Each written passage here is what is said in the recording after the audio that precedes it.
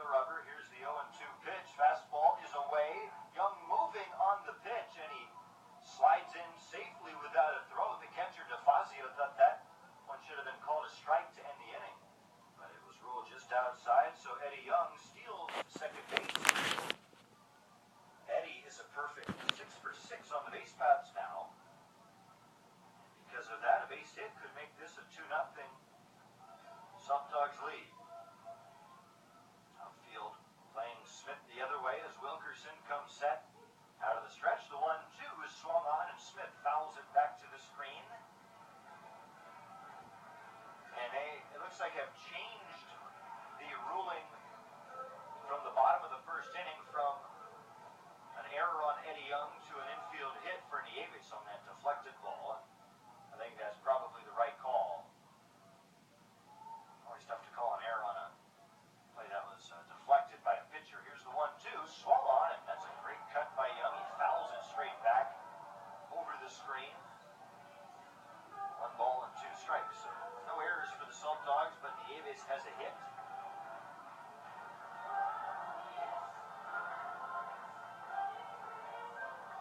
Scoreless, top of the second inning, but once again the Salt Dogs are nearing pay dirt. 2 in scoring position, 2 outs. The 1-2 is swung on and smooth foul off to the right by Tyler. Now stays at 1 ball and 2 strikes.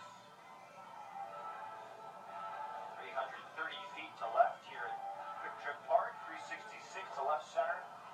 397 to center field. Wilkerson gets the sign from DeFazio.